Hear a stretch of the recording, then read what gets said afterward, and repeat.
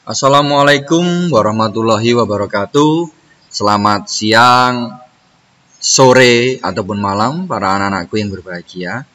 Kita jumpa lagi pada pertemuan ke-6 mata pelajaran pemeliharaan mesin sepeda motor untuk kelas 12 TBSM. Oke, dalam materi kali ini kita akan membahas KIKD 3.16 mengenai bagaimana menganalisis gangguan pada sistem bahan bakar injeksi. Nah, kurang lebih ada 3 langkah yang harus kita tempuh, yaitu bagaimana kita mendiagnosis gangguannya, kita menegaskan, dan yang terakhir kita simpulkan apa yang menjadi gangguan di sistem bahan bakar injeksi.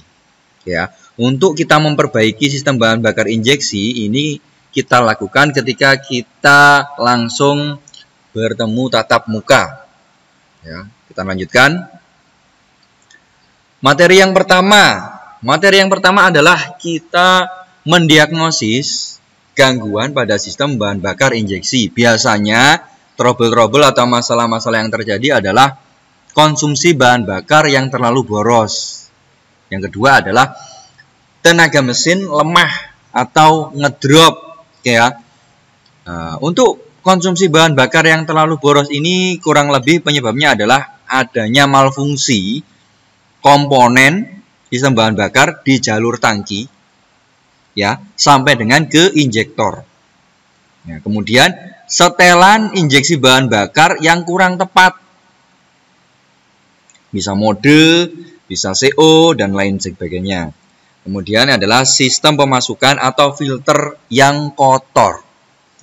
Lanjut ke tenaga mesin yang lemah atau drop, itu disebabkan biasanya adalah tekanan pompa bahan bakar yang kurang di bawah batas servis yang diizinkan. Berikutnya adalah gangguan pada sistem pemasukan tadi. Ya. Oke, kita berlanjut ke materi yang kedua. Di materi yang kedua ini kita menegaskan apa yang menjadi gangguan pada sistem bahan bakar injeksi.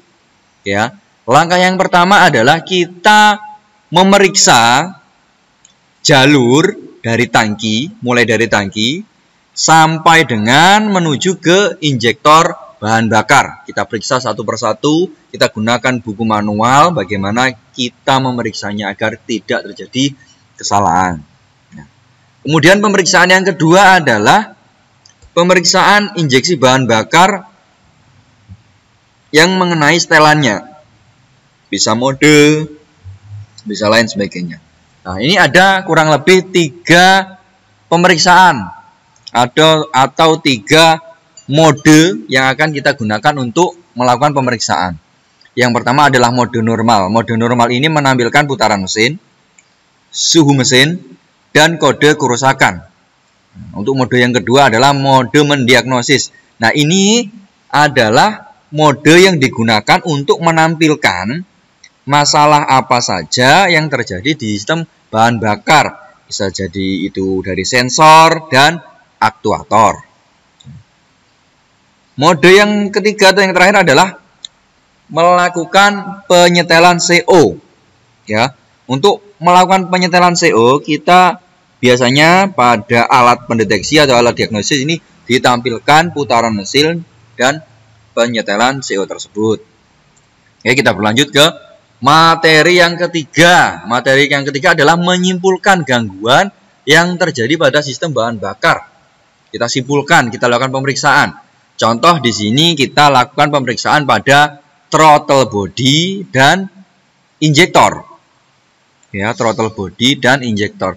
Kita periksa hambatannya, kita bandingkan dengan buku manual, kemudian kita simpulkan layak atau tidak untuk digunakan. Selanjutnya adalah memeriksa mode. Ya, kita tahu di atas tadi adalah ada mode normal, mode diagnosis, dan mode penyetelan CO. Biasanya yang dilakukan adalah mode penyetelan CO. Nah, di mode penyetelan CO ini kita bisa mengatur konsumsi bahan bakar yang akan kita inginkan di kendaraan. Ya. Oke, saya rasa sekian pertemuan kita di video pembelajaran pertemuan 6 ini. Jangan lupa tetap jaga kesehatan anak-anakku ya. Salam, belajar akan berakhir ketika manusia itu sudah mati. Jangan lupa bahagia. Terima kasih. Wassalamualaikum warahmatullahi wabarakatuh.